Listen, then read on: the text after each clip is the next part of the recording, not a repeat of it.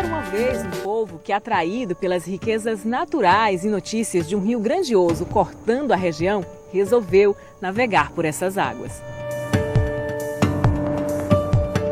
Dizem que por volta de 1571, um desses navegadores aventureiros, Nicolau Rezende, naufragou na foz do delta do Parnaíba. Aqui, perdeu toneladas de ouro e passou anos morando na região, tentando encontrar esse tesouro perdido. Então nós, como os nossos colonizadores, vamos começar essa viagem pelo mar, mais especificamente pelo delta do Parnaíba, um berçário de aves e de vida marinha. E muitas famílias aqui da região sobrevivem do mangue, da cata do caranguejo. Eu estou aqui com o Leandro, que tem 27 anos de idade, não é isso, Leandro? E trabalha desde que idade com caranguejo? Eu comecei com 10 anos. Leandro, como é que é o trabalho da cata do caranguejo? Assim, é uma coisa difícil? Como é que você começou a trabalhar? Por que você começou a trabalhar nesse trabalho? É um serviço que existe pra gente, é esse, não é fácil que o cara arruma algum dinheiro mais fácil. Mas tudo é difícil, não tem serviço pra nós, por nosso lugar que nós moramos. É o jeito de passar pelo lado do caranguejo. São muitas famílias sobrevivendo da cata do caranguejo? Você tem a ideia de quantas? Rapaz, na realidade, o nosso lugar é quase tudo, viu? Qual é o teu lugar, teu povoado? Eu moro ali num tatuís ali. Bom, já que a gente está aqui, os meninos estão fazendo, eu subi para mostrar realmente como é que acontece a cata do caranguejo. Então vamos lá. Lembrando que o Leandro, ele vem para cá, gente, todo cheio de bota, todo paramentado. Na verdade, vai ter só uma amostra. Ele vai só tentar mostrar aqui um pedacinho como é que acontece o trabalho. Porque aqui, nesse comecinho, já não dá mais para catar caranguejo, porque aqui são os filhotes, não é isso, Leandro? Então, assim, nesse local aí que você está tentando, a gente tá vendo que você está colocando também, primeiro, essa fumaça. Essa fumaça é para quê? Inseto, mosquito. Tem muito? Não, de vez em quando. Aqui tem pouco, mas ali pra dentro você nem imagina. Eu tô entrando, botando o pé aqui, é perigoso? É não. Não? Não tem problema nenhum? Não.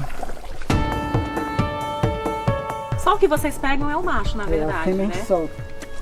Por quê, assim? Porque ela produz, sabe? Se a gente tirar ela, já acaba com... Aí como é que você sabe que é macho e que é fêmea? Esse aqui dela, esse aqui é o macho, ó, só tem só uma carreirinha aqui no meio, ó, tipo uma linha, sabe? O umbigo dele, ó. Agora a fêmea, ela é completa. Mas o colonizador não veio a essa terra em busca do caranguejo. E quando eles chegaram aqui, esse lugar já tinha dono. Eram os índios tremembés, ótimos nadadores, conhecidos como peixes racionais. Eles sim habitavam esse lugar.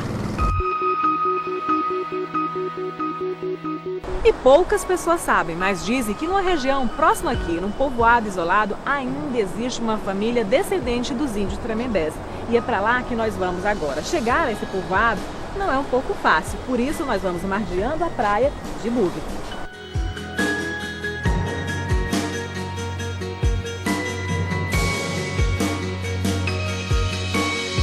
Ficamos perdidos e a ajuda vem de pescadores que nos guiam de motos.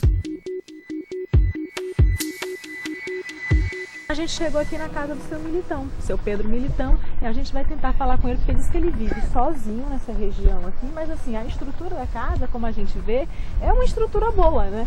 Diferente da casa dos pescadores que a gente viu ali, que era totalmente de palha. E aqui dizem que ele é o único nativo da região que continua por aqui. Então vamos conversar para saber. Seu Militão está por aqui.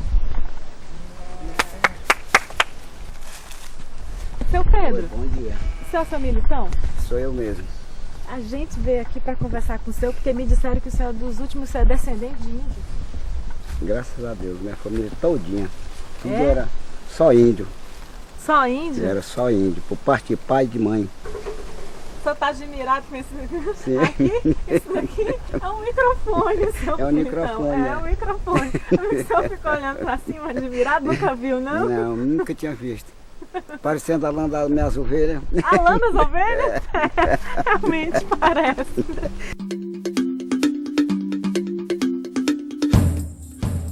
E a senhora? A minha esposa. A esposa, como é o nome da senhora? Maria das Graças Silva. Esposa do seu Militão? Não, Maria das Graças dos Santo Costa. Ah. Esposa. E me diga, como é? Vocês são descendentes de índio mesmo, dona Graça?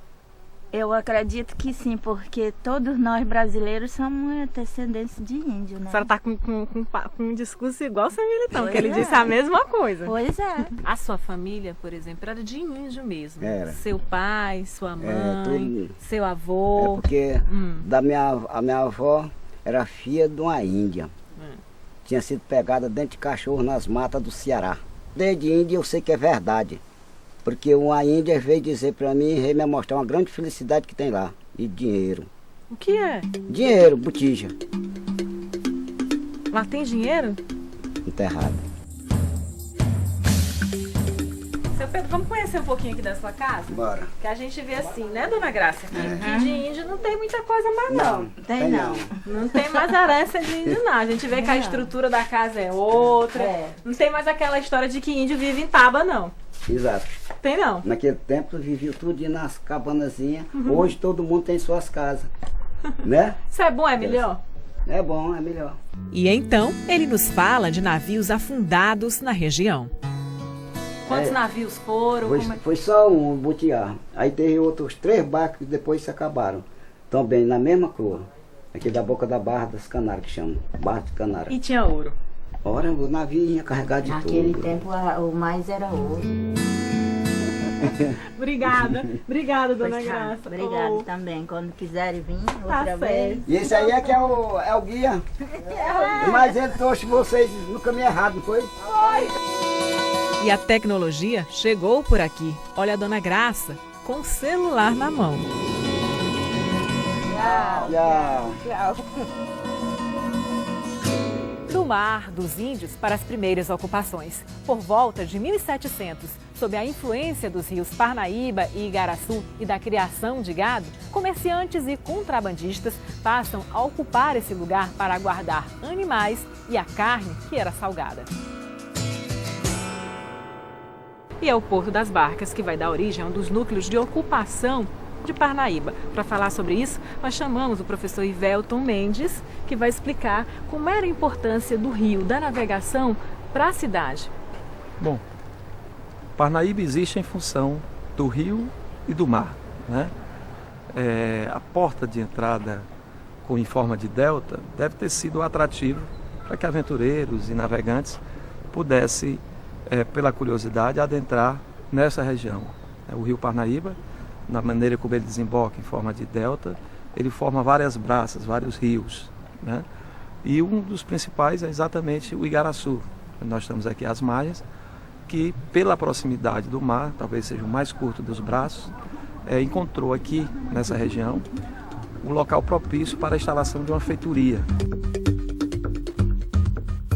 Apesar do Porto das Barcas ser o local mais movimentado e lógico para se instalar a vila, por causa das constantes inundações, o porto ficava cerca de 8 meses coberto por água. Então, o governador da província, João Pereira Caldas, determina que a sede da vila seja o Arraial Testa Branca, com a promessa dos comerciantes de que construiriam naquele local 59 edificações. Promessa que nunca foi cumprida. Levar para a Testa Branca era levar para o local mais limpo, mais alto e próximo da desembocadura do próprio rio.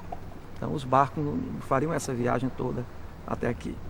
E tanto que lá só havia 4 residências, 4 habitações, né? 19 pessoas, 11 negros e 10 brancos, né? E aqui no interior tinha 280, como eles chamavam, fogos, no interior da vila, 280 residências. Quer dizer, o núcleo do comércio era aqui, boa parte das residências estava aqui. Então, a insistência de levar para lá não obteve sucesso. Com a transferência definitiva da vila para o porto, Domingos Dias da Silva e o filho Simplício Dias começam a construir no local 2 igrejas. A Igreja do Rosário, destinada exclusivamente aos negros. Do outro lado da praça, a Igreja Nossa Senhora, Mãe da Divina Graça, foi construída exclusivamente para os brancos.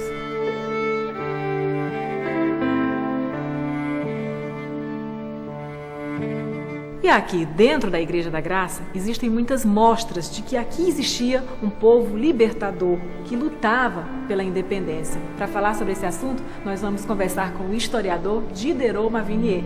Diderot, como a gente vê assim nas paredes os símbolos da maçonaria, que era muito forte, que tinha praticamente um núcleo que funcionava aqui dentro da igreja, era isso? O próprio Dom Pedro era o grão-mestre do Grande Oriente do Brasil, né?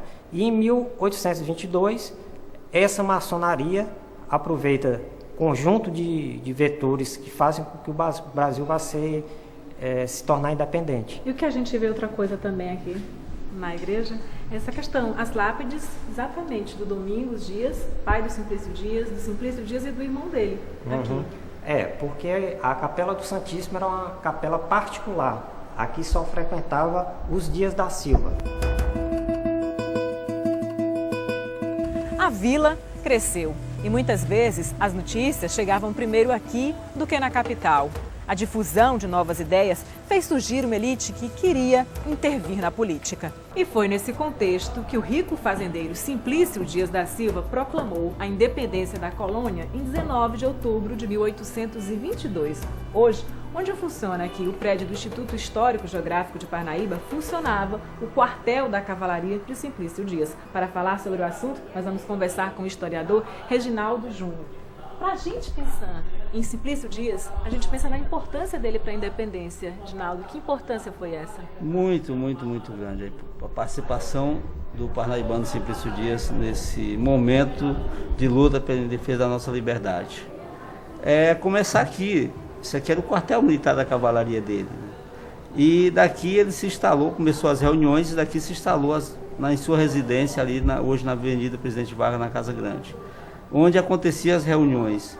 E durante as reuniões, com diversos companheiros que aderiram a esse movimento, onde entre esses companheiros estava o José Francisco de Miranda Osório, coronel, estava o João de Deus e Leonardo, os cabeças, os principais membros dessa luta em defesa da liberdade. E Parnaíba não lutou só pela independência. Em 1824, a cidade vai aderir à Confederação do Equador. Diderot, o que é a Confederação do Equador? Bom, após a independência, várias províncias se rebelaram contra o sistema monárquico, né? Essas províncias defendiam a República e uma delas era Pernambuco, que puxou uma revolução que ficou conhecida como Confederação do Equador por conta de vários episódios. O principal talvez tenha sido a Constituição que Dom Pedro rasgou e fez uma autoritária, né, com impostos para as províncias, e Pernambuco se rebelou junto com a Paraíba e o Ceará. E a gente vê assim, por exemplo, que por toda a cidade, por toda a Parnaíba, há exemplo dessa questão de se brigar pela independência. Por exemplo, o que a gente está vendo aqui é um movimento construído, um monumento à independência. E o que significava, por exemplo, para a gente? Aqui é um monumento que comemora o centenário da independência, em 1922, né? E ele traz aqui nessa placa, né, um triângulo maçônico, e se você medir ele tem exatamente 33 centímetros, uma forma de remeter aos 33 graus da maçonaria. Hoje, Parnaíba tem quase 150 mil habitantes. É a segunda maior cidade do Piauí. Porta de entrada para o Delta do Parnaíba, é um local de belezas naturais e de um povo com espírito libertador.